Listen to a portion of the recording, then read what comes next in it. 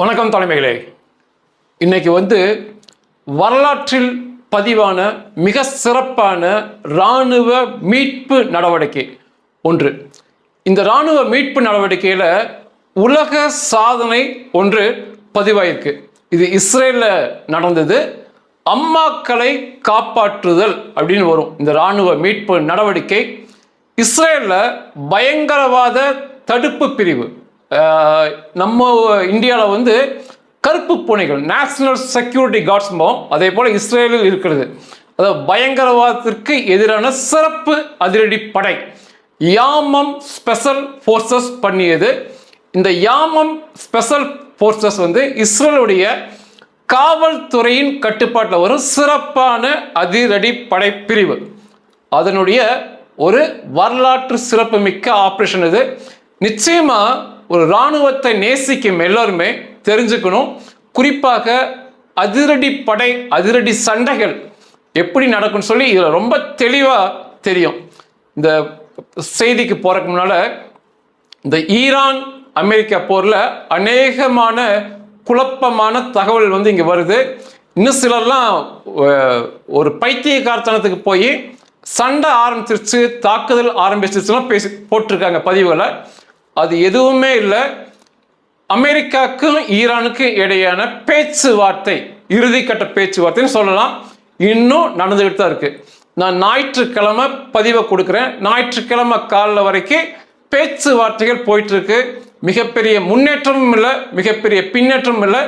வரும் நாட்களில் பேச்சுவார்த்தை இன்னும் நடக்கும்.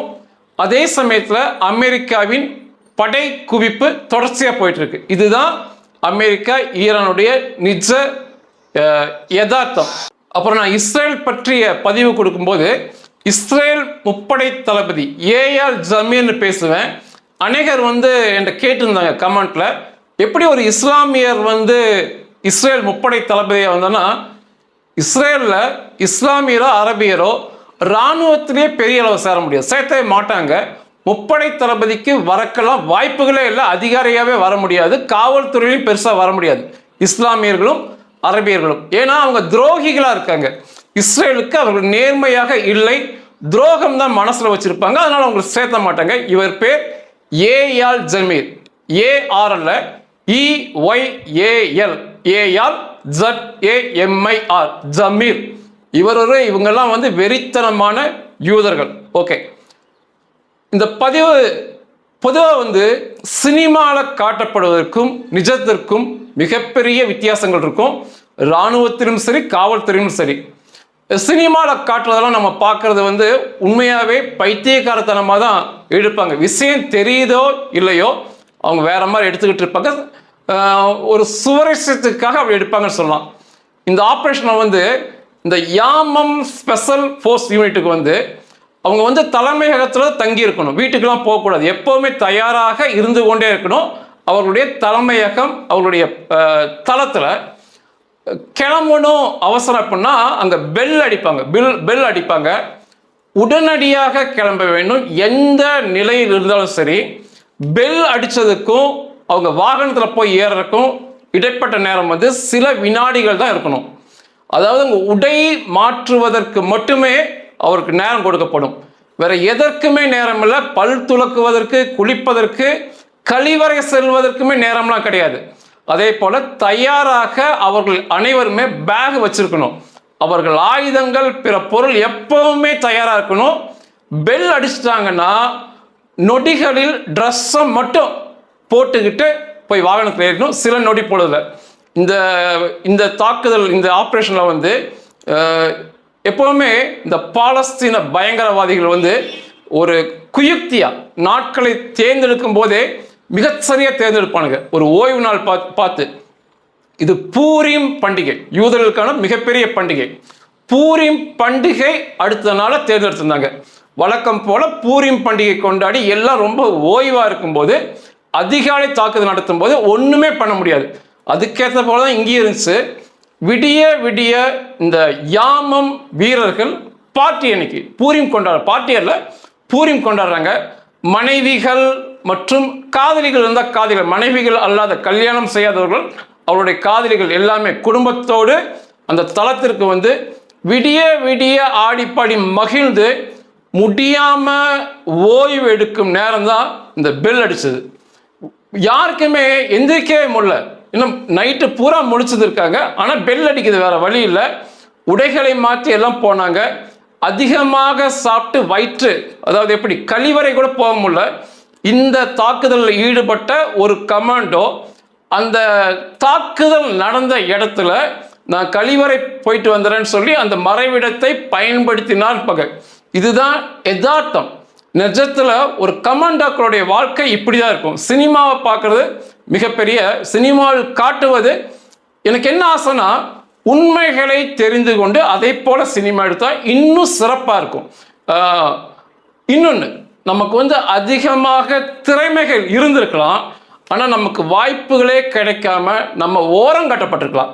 நிச்சயமா அநேகருக்கு இது இருக்கும். உங்களுக்கு இப்பவுமே இருக்கும். எண்ணற்ற திறமை இருக்கு, எனக்கு ஒரு வாய்ப்பு கிடைக்கலையே அப்படின்னு ஏக்கத்துட்டு இருப்போம். ஆனால் எப்போ வேணாலும் வாய்ப்பு கிடைக்கும். அந்த வாய்ப்பை சரியாக பயன்படுத்தி கொண்டால் உலக புகழ், அதுக்கப்புறம் வாய்ப்புகள் தொடர்ந்து வரும்னு சொல்லி இந்த தாக்குதல் நிரூபிக்கும். இதில் ஈடுபட்டவர்கள் யாமம். ஆனால் இஸ்ரேலில் அதிரடிப்படை தாக்குதல் சைரத் மட்கால் தான் ஞாபகத்துக்கு வருவாங்க. இந்த சைரத் மட்கால் இஸ்ரேல் இராணுவத்தின் தரைப்படையின் சிறப்பு அதிரடிப்படை, உலக புகழ் பெற்றவர்கள். நம்ம இந்தியாவில் இதற்கு ஒப்பா இந்திய இராணுவத்தில் சிவப்பு பேய்கள், ரெட் பாரா SF, அவங்கள குறிப்பிடலாம். இஸ்ரேலில் எந்த ஒரு தாக்குதல் நடந்தாலும் அதுக்கு மீட்பு நடவடிக்கை, பதில் தாக்குதலுக்கு போவது இந்த சைரத் மட்கால் தான். இதுல இந்த யாமம் அதிரடிப்படைக்கு ஒரு மிகப்பெரிய வருத்தம் எப்பவுமே இருக்கும். ஏன்னா எந்த வாய்ப்பும் இந்த யாமத்துக்கு கொடுக்கப்படல.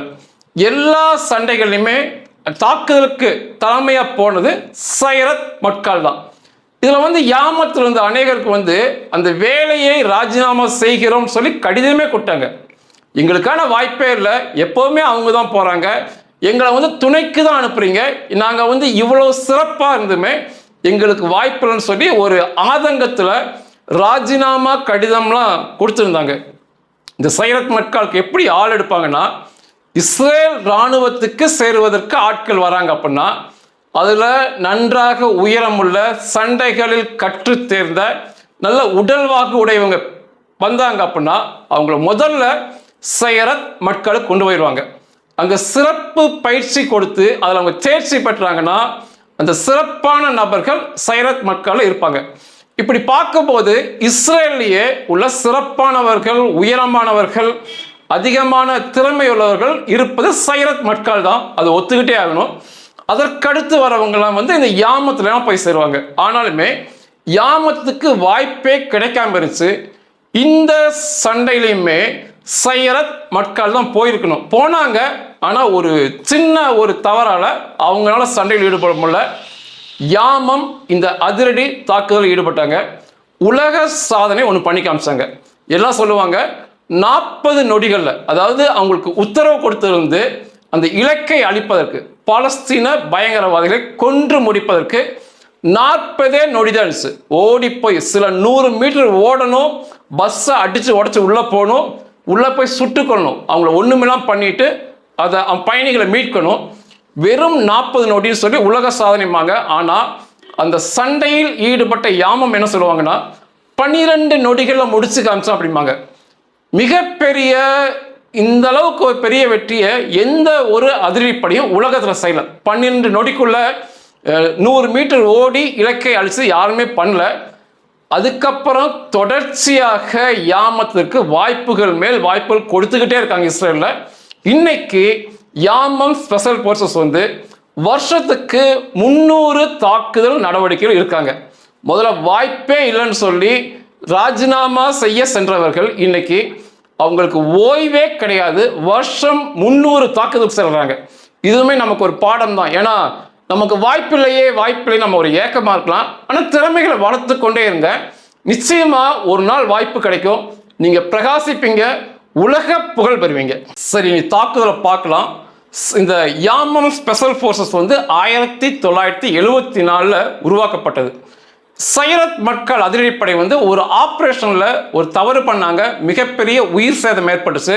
அதனால அந்த இஸ்ரேல் போலீஸ் வந்து நமக்கு ஒரு சிறப்பு அதிரடிப்படை, பயங்கரவாதிகளை ஒடுக்க வேண்டும் உருவானது தான் யாமம். இந்த பிரச்சனை வந்து இந்த தாக்குதல் வந்து மார்ச் மாதம் 7ஆம் தேதி 1988 நடந்தது. எகிப்து எல்லையிலிருந்து ஊடுருவி உள்ள வந்த பாலஸ்தீன பயங்கரவாதிகள், PLO அப்படிம்பாங்க. இது யாசர், இந்த பயங்கரவாதத்தின் தலைவன், பயங்கரவாதத்தை உருவாக்கி விட்டு இன்னைக்கு வரைக்கும் பிரச்சனை வந்துட்டு இருக்கு. அதுக்கான தலைவன் யாசர் அரபாத்தின் பயங்கரவாத குழு PLO.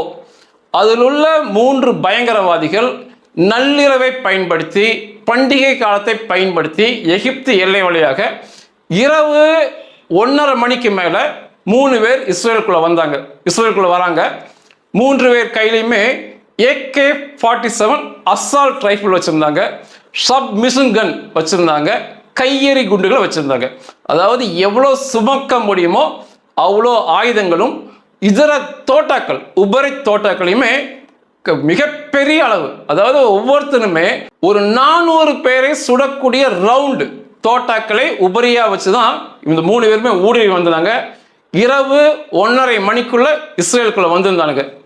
அதிகாலை 6:30 மணிக்கு அன்னைக்கு ஒரு 4 இஸ்ரேலிய இராணுவ வீரர்கள், யார் கையிலுமே ஆயுதம் இல்லை, ஒரு வெள்ளை ரெனால்ட் காரில், அது ஒரு பாலைவன பகுதி, உடற்பயிற்சி செய்வதற்காக அவங்க போறாங்க அந்த காரில்.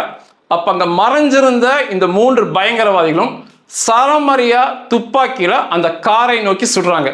அப்போ அந்த உள்ள இருந்த 4 பேருமே காரை விட்டு வெளியேறி தப்பிக்கிறாங்க, ஓடுறாங்க. இந்த 3 பயங்கரவாதிகளும் காரை கைப்பற்றி அந்த காரை எடுத்துட்டு இஸ்ரேலுக்குள்ள போறாங்க. இது நடந்த சம்பவம். இந்த தப்பித்த 4 இஸ்ரேலிய இராணுவ வீரர்களுமே உடனடியாக உயர் அதிகாரிகளுக்கு தகவல் கொடுக்குறாங்க. இந்த மாதிரி எங்கள் காரை பிடிங்கிருக்காங்க, அதிகமான ஆயுதங்களை வச்சிருக்காங்க, எண்ணற்ற துப்பாக்கிகள் தோட்டாக்கள் இருப்பது போல தெரியுது, அதனால நீங்கள் ஏதாவது பண்ணுங்கன்னு சொல்லி அதிகாரிகள் சொல்கிறாங்க. காலை 6:30 மணிக்கு இந்த கார் வந்து இஸ்ரேலில் டிமோனா அப்படிம்பாங்க, அங்கே வந்து நெகவ் டெசர்ட், நெகவ் பாலைவன பகுதி அது. அங்கே தான் இஸ்ரேலுடைய அணுக்கரு ஆராய்ச்சி மையம் இருக்குது.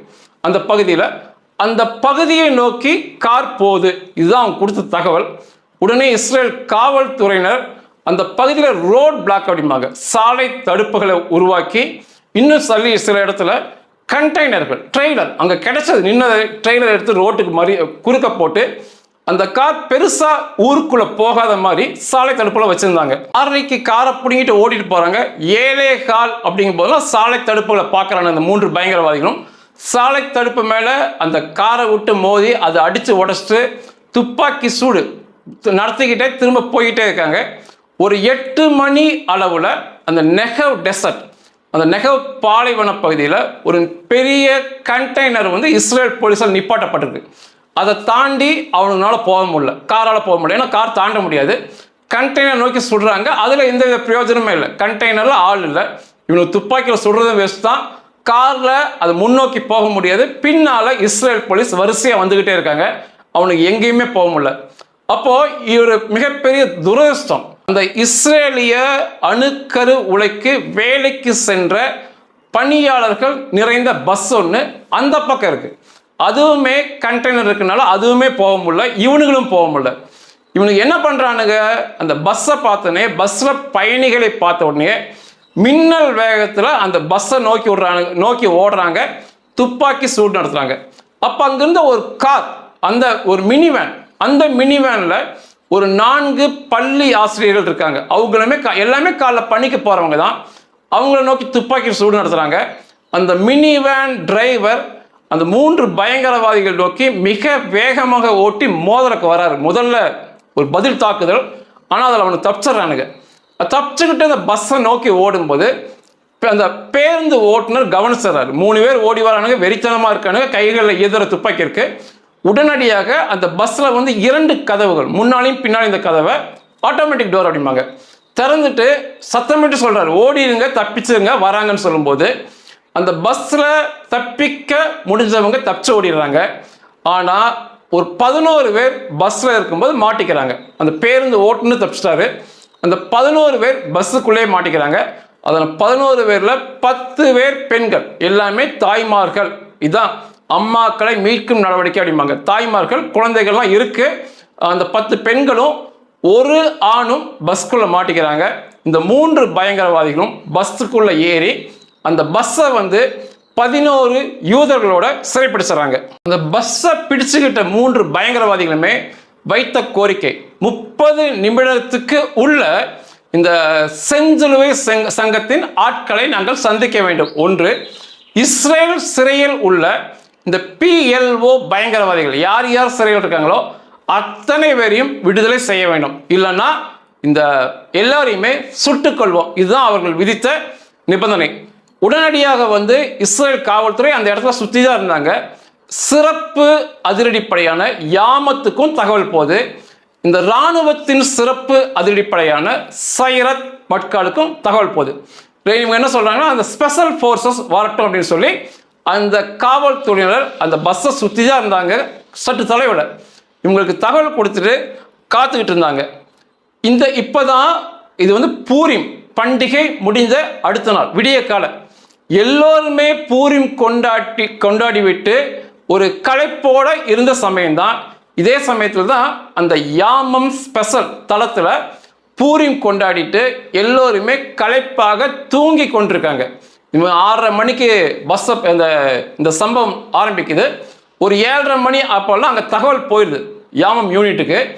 எல்லோருமே எந்திரிக்க முடியாத தூக்கம். ஏன்னா விடிய விடிய பார்ட்டி மதுபானம் அருந்திருக்கலாம், எண்ணற்ற புகைப்பிடிச்சிருக்கலாம், முடியாமல் படுத்திருக்காங்க. ஆனால் பெல் அடிக்குது, உடனடியாக கிளம்பி ஆகணும்.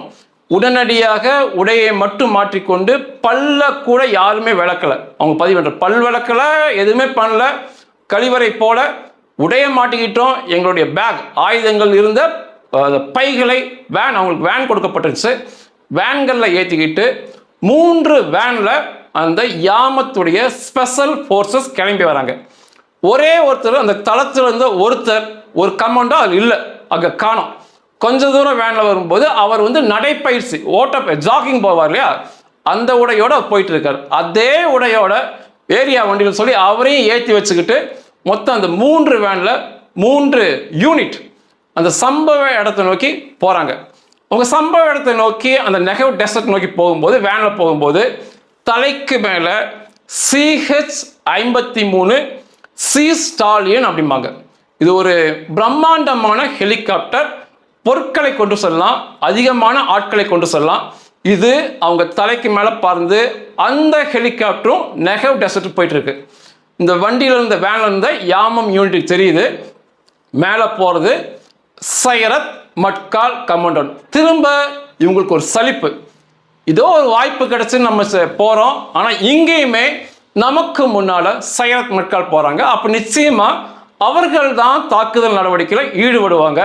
நம்ம வழக்கம் போல துணைக்கு சைட் கவர் பண்ணுவாங்க, அவங்கள பாதுகாப்பாங்க. அவங்களுக்கு எதுவும் பிரச்சனை வரக்கூடாது, வேற வெளிப்பக்கத்திலிருந்து துப்பாக்கி சூடு நடக்கூடாதுன்னு சொல்லி அதெல்லாம் பாதுகாக்கணும். இங்கேயுமே நமக்கு வந்து துணை கதாபாத்திரம் தானா, கதாநாயகன் அந்தஸ்து சொல்லி அப்பவுமே வேனுக்குள்ள மிகப்பெரிய சலிப்பு ஏற்படுது. என்றாலும் போயிட்டு இருக்காங்க. இங்க வந்து இவங்களுக்கு ஒரு அதிர்ஷ்டம் கை கொடுத்து, இந்த ஹெலிகாப்டர் வந்து மிக பிரம்மாண்டமானது, எல்லா இடத்துலையும் இறக்க முடியாது. அந்த நெகவ் டெசர்ட் கிட்ட இறக்குறதெல்லாம் ஒரு பிரச்சனையாகுன்னு சொல்லி அந்த ஹெலிகாப்டர் கொஞ்சம் தள்ளி போய் அந்த பிரச்சனை நடக்கிற அந்த பஸ் பிடிக்கப்பட்ட இடத்துலேருந்து சில கிலோமீட்டர் தள்ளி போய் சைரத் மட்கால் கமாண்டோ இறக்கி விட்டாங்க ஹெலிகாப்டரில். அவங்க நடந்து இங்கே வரக்குள்ள இவங்க வேனில் போனால இந்த வேனை ஓட்டிய இந்த கமாண்டோஸ் தான் வேனையை ஓட்டினது. மிக சிறப்பாக ஓட்டி அவர்கள் போறதுக்கு முன்னால அந்த பஸ்ஸை நோக்கி இந்த 3 வேனும் போய் சேர்ந்துருச்சு. அப்போ அந்த சம்பவ இடத்துக்கு போய் சேர்ந்த முதல் சிறப்பு அதிரடிப்படை வந்து யாமம் ஸ்பெஷல் யூனிட் தான். யூதர்கள் பிடிக்கப்பட்ட பஸ் வந்து நிற்கிறதுக்கு சில 100 மீட்டருக்கு முன்னால இவங்க வேனை நிறுத்திக்கிட்டு அவர்களுக்கு தேவையான ஆயுதங்களை எடுத்துக்கிட்டு அந்த பஸ்ஸை சுற்றி இருக்கலாம்னு சொல்லி ஆயுதங்கள் எடுக்கிறாங்க.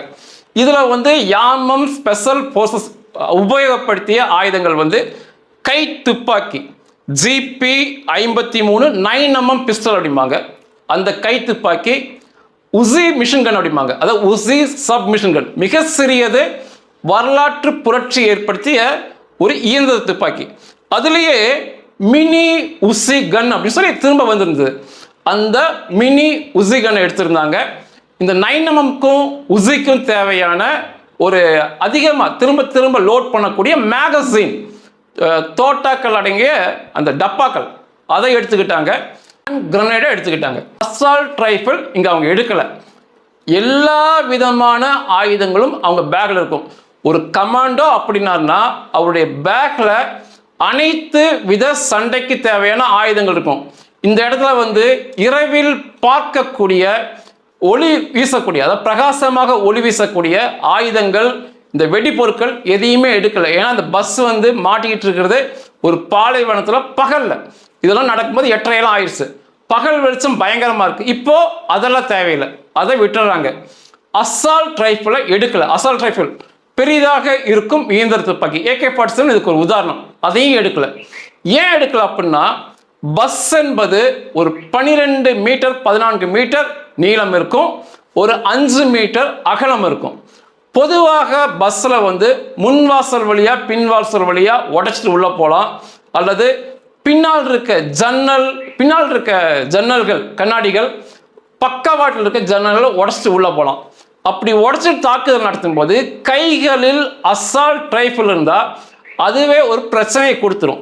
அப்போ இதை போன்ற சமயங்களில் கை துப்பாக்கி மிக சிறந்த ஆயுதமாக உபயோகமாகும். க்ளோஸ் காம்பேட் ஃபைட்டில் பக்கத்தில் சண்டை போடும்போது, குறுகலான இடத்துல சண்டை போடும்போது கை துப்பாக்கி மிகச்சிறந்த தேர்வாக இருக்கும். அது 9mm பயங்கரமான விளைவை கொடுக்கும். அதுக்கு மேலே பார்க்கும்போது இந்த உஷி மிஷின் கன், இது ஒரு சின்னதான், பிஸ்டலை விட பெருசாக இருக்கும், இயந்திர துப்பாக்கி விட சின்னதாக இருக்கும். இதுலேயுமே சிறப்பாக அவங்க வந்து மினி உசி கன் செஞ்சு கொடுத்துருந்தாங்க. அது வந்து கை துப்பாக்கி விட கொஞ்சம் பெருசு, மடக்கிக்கலாம். அப்போ அந்த ஆயுதம் மட்டும் எடுத்தாங்க. அதனால ஒரு கமாண்டர் என்பவர் வந்து பல்வேறு விதமான சண்டைகளுக்கு பல்வேறு விதமான ஆயுதங்களோட தயாராக இருக்கணும். மேலும் அவருக்கு தேவையான ஹெல்மெட், பாடி ஆர்மர் அப்படிம்பாங்க, அதாவது உடலை பாதுகாக்கக்கூடிய ஒரு சிறிய அளவிலான தோட்டா வந்து தடுக்கக்கூடிய கவச உடைகள் அன்னைக்கே இஸ்ரேல் வசம் இருந்துச்சு. அதையெல்லாம் அணிந்து கொண்டார்கள். ஒரு கட்டடத்தில் போய் மீட்பு நடவடிக்கை எடுக்கிறதுக்கும் பஸ்ஸுக்கும் வித்தியாசம் இருக்குது. ப்ளஸ் பாயிண்ட் இருக்குது, மைனஸ் பாயிண்ட்டும் இருக்குது. ஒரு கட்டடத்தில் பூந்து மீட்பு நடவடிக்கை எடுக்கணும்னா கவர்ட் ஆப்ரேஷன் பண்ணலாம், அதாவது மறைந்திருந்து தாக்கலாம். கட்டடத்துக்கு மேல் பகுதியிலிருந்து ஏணிகள் வழியாக கயிறுகள் வழியாக குதிச்சு ஜன்னல் வழியாக புகுந்து திருட்டுத்தனமாக அடிக்கலாம். ஆனால் இந்த பஸ்ஸில் அப்படி பண்ண முடியாது. கட்டடத்தில் அதுதான் மிகப்பெரிய ப்ளஸ் பாயிண்ட். கவர்ட் ஆப்ரேஷன் பண்ண முடியும் கட்டடத்தில், பஸ்ஸில் அதை பண்ண முடியாது. இதில் பஸ்ஸில் வந்து என்ன ஒரு ப்ளஸ், இதில் அதே கட்டடத்தில் என்ன மைனஸ் பாயிண்ட்னா ஒவ்வொரு கட்டடமும் ஒவ்வொரு மாதிரி இருக்கும். ஒரு கட்டடத்தில் பிடிச்சிருக்காங்க பிணை கைதிகளை, காம்ப்ளெக்ஸில் பிடிச்சி வச்சுருக்காங்கன்னா ஒவ்வொரு கட்டடமும் ஒவ்வொரு காம்ப்ளெக்ஸும் வெவ்வேறு விதமாக இருக்கும். ஜன்னல் வேற மாதிரி இருக்கும், உள்ளே போகிற வழி வேற மாதிரி இருக்கும், பல்வேறு விதமாக இருக்கும். அது அங்கே மைனஸ். பஸ்ஸில் வந்து என்ன ப்ளஸ் பாயிண்ட்னா பஸ் என்றால் உலகம் முழுவதும் ஒரே மாதிரி தான் இருக்கும். ஏற்கனவே சொன்ன போல் ஒரு 15 மீட்டர் நீளம், ஒரு 5 மீட்டர் அகலத்தில் இருக்கிறது தான் பஸ்ஸு. உலகத்தில் இதுக்கு மாற்றே கிடையாது. ஜன்னல்கள் கதவுகள் எல்லாம் ஒரே போல இருக்கும். அதனால் இந்த பஸ்ஸை தாக்குவதற்கு, பயணிகளை மீட்பு நடவடிக்கை எடுப்பதற்கு ஏற்கனவே எல்லா கமாண்டர்ஸும் பயிற்சி எடுத்திருப்பாங்க. பஸ் என்பது ஒரே போல தான் இருக்கும். ஆனால் பஸ்ஸில் வந்து ஒரு மைனஸ் பாயிண்ட் இருக்குது. கவர்ட் ஆப்ரேஷன் பண்ண முடியாது, திருட்டுத்தனமான நடவடிக்கை எடுக்க முடியாது. ஏன்னா பஸ்ஸில் இருக்க பயங்கரவாதி சுற்றி நடப்பவை எல்லாத்தையும் பார்த்துக்கிட்டே தான் இருப்பான். எந்த பக்கம் ஓடி வந்தாலும் மறைய முடியாது. நிச்சயமாக அவன் தாக்குதல் நடத்திடுவான். இதுதான் பஸ்ஸுக்கும் கட்டடத்துக்கும் உள்ள வித்தியாசம். இதில் ஒரு இன்னொரு ப்ளஸ் பாயிண்ட் என்னென்னா, இந்த யாமம் ஸ்பெஷல் ஃபோர்ஸஸ் வந்து இந்த பஸ்களில் பிணை கைதிகள் பிடிக்கப்பட்டால் பயங்கரவாதிகளை எப்படி மீட்பது, அவர்களை எப்படி கொல்வது, அந்த கை துப்பாக்கிகள் எப்படி பயன்படுத்துவது. அதாவது ஒரு கை இருந்தால் கூட போதும், கைத்துப்பாக்கி பயன்படுத்தி அவங்க அந்த பயங்கரவாதி சுட்டு வீழ்த்துவாங்க. அதை போன்ற பயிற்சிகள் ஏற்கனவே தொடர்ச்சியாக எடுத்திருக்காங்க. 3 வாரம் மட்டுமே இந்த யாமம் ஸ்பெஷல் போர்சஸ் கைத்துப்பாக்கியில் சுட்டு பழகினவங்க, சுட்டு ட்ரெயின் பண்ணவங்க 3 வாரங்கள் அதுக்கு பயிற்சி கொடுக்கப்படும். தொடர்ச்சியாக வருஷக்கணக்கில் கைத்துப்பாக்கியில் சுட்டு பழகினவங்க. அதனால மிக எளிதாக இந்த பஸ்ஸைலாம், இந்த கத்துக்குட்டி பயங்கரவாதிகள் பஸ்ஸைலாம் பிடிச்சா எளிதாக அவங்கள முறியடிச்சிருவாங்க. 3 யாமம் ட்ரூப்ஸ் 3 பிரிவாக போனாங்க. ஒரு பிரிவுக்கு பஸ்ஸோட முன்னால் கதவு வழியாக போகணும் உத்தரவு கொடுத்த பிறகு. ஒரு பிரிவுக்கு பஸ்ஸின் பின்னால் உள்ள அந்த கண்ணாடிகளை உடைத்து உள்ளே போகணும் ஏணி வச்சு. இன்னும் ஒரு பிரிவுக்கு வந்து பக்கவாட்டு ஜன்னலை உடைச்சு உள்ளே போகணும். இதுக்கு அந்த 3 பிரிவும் தயார் பண்ணி 3 இடங்களில் பஸ்ஸை சுற்றி 100 மீட்டர் தொலைவில் மறைந்திருந்தாங்க. மறைஞ்சிருந்தா படுத்திருக்காங்க, பஸ்ஸை பார்த்துக்கிட்டு இருக்காங்க. மெதுவாக வந்து வேன் நிப்பாட்டின இடம் தூரம் ஊர்ந்து அதாவது நத்தைகளை போல ஊர்ந்து 100 மீட்டர் சுற்றுலாவில் 3 பக்கமும் தயாராக காத்துக்கிட்டு இருக்காங்க. 3 விதமான ஏற்பாடுகள் இந்த பிணைக்கைகளை மீட்க இருந்துச்சு. ஒன்று, பேச்சுவார்த்தை மூலமாக பேசி ஏதாவது வேற ஏதாவது தேவையானதை கொடுத்து பிணைக்கைதிகளை மீட்பது. இரண்டாவது, சைரத் மட்கால் அதிரடிப்படை வரும் வரை காத்திருப்பது. மூன்றாவது, IA அப்படிம்பாங்க, இம்மீடியட் ஆக்ஷன். ஒருவேளை அந்த பயங்கரவாதி மக்களை கொல்ல ஆரம்பிச்சா இந்த பேச்சுவார்த்தையெல்லாம் பலனளிக்காது, சைரத் மக்கள் காத்திருக்க முடியாது. இம்மீடியட் ஆக்ஷன் தான் IA அப்படிம்பாங்க. ஒரு கமாண்டோ ஆப்ரேஷன் நடக்கும்போது பேச்சுவார்த்தையிலும் ஈடுபடுவாங்க. இன்னொரு குழு ஐஏக்கும் தயாராகிட்டே இருப்பாங்க. 2ல் எது சுமூகமாக முடிக்குதோ, பேச்சுவார்த்தை சுமூகம் முடிஞ்சால் அதிலே மீட்டுருவாங்க, முடியல என்றால் இம்மீடியட் ஆக்ஷன் எடுக்கப்படும். இந்த 3 ட்ரூப்ஸ், இதை தவிர 3 ஸ்னைப்பர்கள், நீண்ட தொலைவிலிருந்து சுடக்கூடியவர்கள், அதுவுமே யாமத்தில் இருந்தாங்க.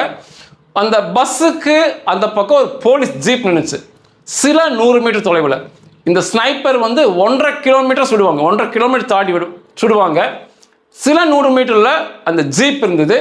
அந்த ஜீப்புக்கு பின்னால் இந்த 3 ஸ்னைப்பர்கள் இருந்து அந்த பஸ்ஸை குறிப்பாக்குறாங்க. அந்த பஸ்ஸின் பக்கவாட்டு ஜன்னல் வழியாக பார்க்க முடியுது. அவங்களும் இயந்திர துப்பாக்கி ஸ்னைப்பர் கன்னோட தயாராக இருந்தாங்க. இந்த பஸ்ஸை சுற்றி தயாராக இருக்காங்க. இதை தாண்டிய காவல்துறையினர் அந்த பக்கம் இந்த பக்கம் மொத்தமாக சுற்றி வளைச்சிருந்தாங்க. இந்த பயங்கரவாதிகள் வந்து இந்த பஸ்ஸை பிடிக்கும்போது அதிலிருந்து தப்பித்து வந்தவர்கிட்ட எத்தனை பயங்கரவாதிகள், என்னென்ன ஆயுதங்கள் இருக்கு, அவன் எப்படி நடந்துக்கிறான், அவன் தோற்றம், இதை எல்லாமே வந்து அங்குள்ள இந்த அதிரடிப்படை அவங்கெல்லாம் அந்த தகவலை சேகரித்து வச்சுக்கிட்டாங்க. இந்த தாக்குதல் நடவடிக்கை தலைமையாக இருந்தவர் இஸ்ரேலுடைய chief of the general staff lieutenant general Dan Shomron. அதாவது அவர் தான் அந்த இஸ்ரேலுடைய இராணுவத்திற்கு மொத்த இராணுவத்திற்கான முப்படை தளபதி. அவர் அந்த பகுதிக்கு வந்திருந்தார், லெப்டினன்ட் ஜெனரல் டான் சோம்ரான். அவருக்கு அடுத்ததாக மேஜர் ஜெனரல் ஈஹுத் பராக் வந்திருந்தார். இந்த ஈஹுத் பராக் என்பவர் வந்து பல்வேறு கமாண்டோ, இஸ்ரேலுடைய அந்த இராணுவ வரலாற்றில் இவருக்கு இணையாக கமாண்டோ ஆப்ரேஷன் பண்ணவர் யாருமே கிடையாது. ஈஹுத் பராக் வந்து அவருடைய மார்பில் ஸ்டார் மாட்டுவாங்க ஒவ்வொரு கமாண்டோ ஆப்ரேஷன் பண்ண முடிச்ச பிறகு. அவரை போல அதிக ஸ்டார் அணிபவர் கிடையாது. மேஜர் ஜெனரல் ஈஹுத் பராக் அங்கே தான் இருந்தார். அந்த பகுதியோட கமாண்டர், சதர்ன் கமாண்ட் அப்படிம்பாங்க, மேஜர் ஜெனரல் இட்சாக் மொர்தகாய். இவங்க 3 தளபதிகள், முப்படை தளபதி அங்க இருந்தாங்க. பேச்சுவார்த்தையில் ஈடுபடுபவர்கள் வந்து பஸ்ஸுக்கு பின்னால் இருந்து ஒலிபெருக்கி மூலமாக தொடர்ச்சியாக அந்த பயங்கரவாதிகளை சரணடைய சொல்லிட்டு இருக்காங்க. சரணடைய சொல்றாங்க. அந்த பயங்கரவாதிகள் பெருசா கோபப்படாமையும் பார்த்துக்கிறாங்க. கோபப்படாம சரணடையுங்கள், சுற்றி வளர்ச்சிட்டோம், உங்களை ஒன்றும் பண்ண மாட்டோம், இதை போல பேச்சுவார்த்தை போயிட்டு இருக்கு. 6:30 மணிக்கு அந்த வெள்ளை ரெனால்ட் காரை இந்த பயங்கரவாதிகள் பிடுங்குறாங்க. இந்த 8 மணி சுமாருக்கு பஸ்ஸை பிடிச்சிடறாங்க. 8:30 சுமாருக்கு இந்த சரணடைய சொல்லிட்டு இருக்காங்க. யாமம் ஸ்பெஷல் போர்சஸ் தயாராக 3 பக்கத்தில் நிற்கிறாங்க. காலை 10 மணிக்கு முதலாவது பஸ் ஃபயர் நடக்குது. பஸ்குள்ள பஸ் ஃபயர்னா தொடர்ச்சியாக சுடுவது. அதை வந்து அவங்க கண்ணால் பார்க்க முடியுது. அதில் இருந்த ஆண் விக்டர் ராம் என்பவரை நிற்க வச்சு சரமரியாக சுட்டு தள்ளுறாங்க, பஸ் ஃபைட் பண்ணுறாங்க. அவர் கொடுமையாக கீழே செத்து கீழே விழுகிறத இவங்க எல்லாம் பார்க்குறாங்க. மிகப்பெரிய கோபம் யாமன் ஸ்பெஷல் ஃபோர்ஸஸ்க்கு. இப்போவாது உத்தரவு வராதா, தங்களை நிரூபிக்க முடியுமா அப்படின்னு காத்துக்கிட்டு இருக்காங்க. கொஞ்சம் நேரம் போகுது. அந்த 10 மணி சுட்டு முடிச்ச பிறகு திரும்பவும் பேச்சுவார்த்தை தான், ஆனால் கொஞ்சம் உஷ்ணமாக நடக்குது. கொஞ்சம் ஒரு 10 நிமிஷம் கழிச்சு இரண்டாவது பஸ் ஃபயர் பஸ்குள்ள நடக்குது. இரண்டாவது ஒரு மிகப்பெரிய தொடர் துப்பாக்கி சூடு ஒரு பெண்ணின் மேல், 4 குழந்தைகள் உள்ள தாயின் மீது துப்பாக்கி சூடு நடத்தப்பட்டது. அதுக்கு மேலே சைரத் மட்கள் வரக்கெல்லாம் யாருக்குமே பொறுமை இல்லை.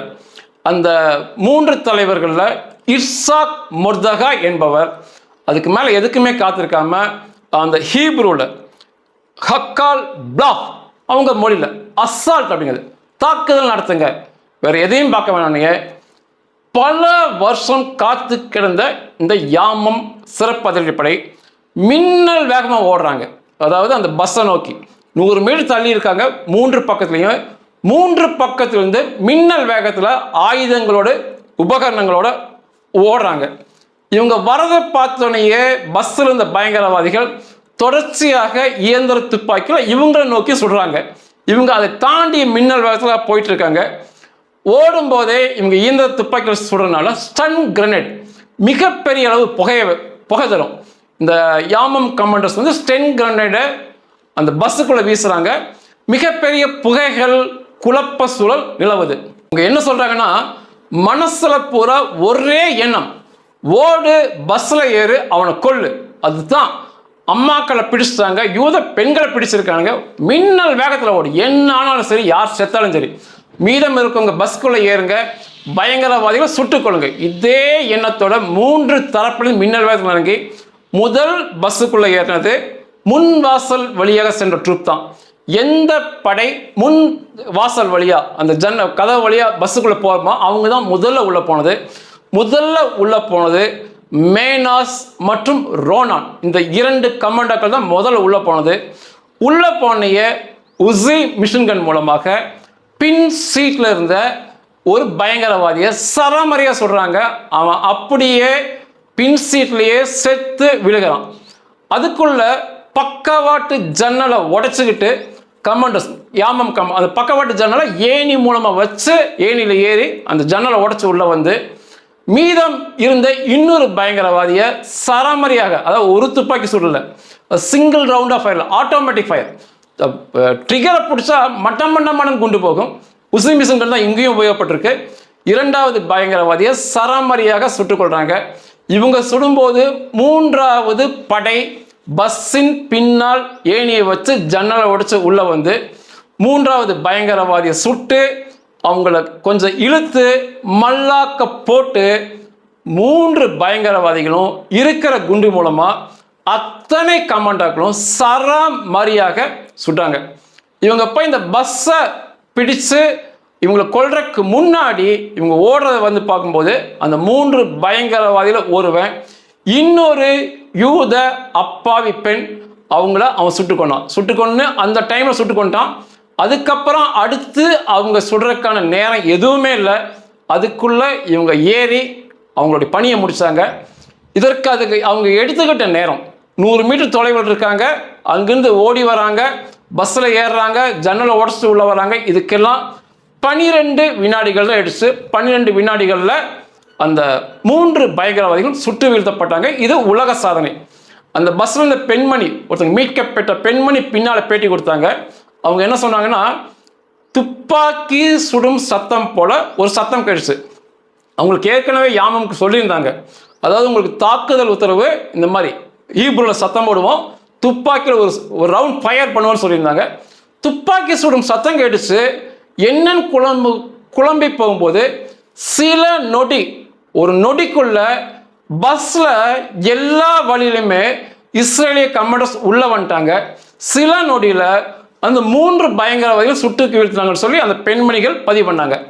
இவங்களை சுட்டு வீழ்த்திட்டு அந்த பயங்கரவாதிகளை இழுத்து மல்லாக்க போட்டு திரும்ப அவன் செயல்படக்கூடாதுன்னு சொல்லி அதுக்கப்புறமும் சரமாரியாக சுட்டு கொண்டுட்டு அந்த பெண்களை வந்து மீட்கப்பட்ட பெண்கள் வந்து அந்த கதவு வழியாக கூட்டு வரல. ஒருவேளை கன்னி வெடி இருக்கலாம் என்று நினைச்சு அந்த உடைக்கப்பட்ட ஜன்னல் வழியாகவே அந்த பெண்களை கீழே இறக்கி எல்லாத்தையும் வெளியே கொண்டு போயிட்டாங்க. அதுக்கப்புறம் அந்த யாமம் ஸ்பெஷல் ஃபோர்ஸ் வந்தவங்க பஸ்ஸில் ஏதாவது வெடிகுண்டுகள் இருக்குன்னு செக் பண்ணிட்டு பஸ்ஸில் வேற குண்டுகள் எதுவும் இல்லை. அந்த 3 பயங்கரவாதிகளை திரும்ப பஸ் ஃபயர்ங்கிறது திரும்ப சுட்டுக் கொள்ளுவாங்க. வாய்ப்பே கொடுக்கக்கூடாது.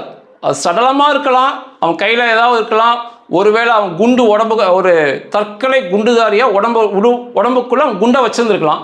அதனால் திரும்ப கொண்டுட்டு இறங்கி அந்த இடத்த விட்டு மிக மகிழ்ச்சியாக மறைந்து போனார்கள். அதுக்கப்புறம் வந்து சுற்றி நின்ற காவல்துறையினர், இஸ்ரேல் காவல்துறையினர் மீன பணிகளை அதெல்லாம் அவங்க பார்த்துக்கிட்டாங்க. ஒரு நீண்ட நாள் காத்திருப்பு மிகப்பெரிய வெற்றியில் போய் முடிஞ்சது. அந்த யாமம் ஸ்பெஷல் ஃபோர்ஸில் இருந்த அந்த சிறப்பு அதிரடி படை வீரர்கள் அந்த அளவுக்கு நாங்கள் எங்கள் வாழ்க்கையில் என்னைக்குமே சந்தோஷப்பட்டதில்லை. ஒன்று, எங்கள் திறமையை நிரூபிக்க வாய்ப்பு கிடைச்சது. இன்னொன்று, அம்மாக்களை காப்பாற்றும் வாய்ப்பு கிடைச்சது. எங்களுக்குமே அம்மாக்கள் இருக்காங்க, அம்மாக்களை காப்பாற்றும் வாய்ப்பு எங்களுக்கு கிடைச்சதுன்னு சொல்லி ஒருவருக்கொருவர் கட்டி தழுவி கை குலுக்கி மிகப்பெரிய சந்தோஷத்தோடு அந்த இடத்த விட்டு மறைந்து போனோம் அப்படிங்கிற மாதிரி பேட்டி கொடுத்துருந்தாங்க. இந்த தாக்குதலில், இந்த அம்மாக்களை காப்பாற்றும் நடவடிக்கையில் 3 இஸ்லாமிய அரபிய பயங்கரவாதிகள், பாலஸ்தீன பயங்கரவாதிகள், அவர்கள் ஒவ்வொரு உடம்புகளையும் அதாவது கிட்டத்தட்ட எல்லா கமாண்டோக்களுமே சுட்டாங்க. அவங்கள வந்து செத்த பிறகுமே அவங்கள சல்லடையாக்கி விட்டாங்க. 3 அப்பாவிகள் கொல்லப்பட்டாங்க. முதல் கொல்லப்பட்ட நபர் விக்டர் ராம், வயது அவருக்கு 39, 3 குழந்தைக்கு தகப்பனார் அவர். இரண்டாவது சுட்டுக் கொல்லப்பட்ட யூத பெண்மணி மிரியாம் பென் யார், 46 வயது அவங்களுக்கு, 4 குழந்தைகளுக்கு தாய் அவங்க. மூன்றாவது இவங்க ஏறும்போது அவங்களுக்கு சுட்டது வந்து ரீனா சிரட்கி, இந்த ரஷ்யா பேர் மாதிரி இருக்கு இந்த மாதிரி வருது, 31 வயது, 2 குழந்தைகளுக்கு தாய். இவங்க 3 பேர் தான் பஸ்ஸுக்குள் மரணம் அடைந்த யூத பிணை கைதிகள். மீதம் 8 பேருமே சின்ன சின்ன சிராய்ப்புகளோட காப்பாற்றப்பட்டார்கள். மற்ற 8 பெண்களுமே. இதில் உள்ள போன 3 பிரிவு கமாண்டோஸில் சிராய்ப்பு காயங்கள், தசை நார் கிழிப்பு போன்ற காயம் இருந்துச்சு. இவங்க என்ன சொல்கிறாங்கன்னா, இந்த சிராய்ப்பு தசை நார் கிழிஞ்சதெல்லாம் நாங்கள் ஆப்ரேஷன் பண்ணும்போது எங்களுக்கு எதுவுமே தெரியல, ரத்தம் வந்ததே எங்களுக்கு தெரியல, நாங்கள் வந்த பிறகு தான் நாங்கள் எங்களை சோதனை பண்ணி எங்களுக்கு இந்த காயம் தெரிஞ்சது அப்படின்னாங்க. இந்த கமாண்டோ ரைடில் பங்கு பெற்ற இந்த இஸ்ரேலிய யாமம் கமாண்டர்ஸ் அநேகர் இதில் பங்கு பெற்றவர்கள்.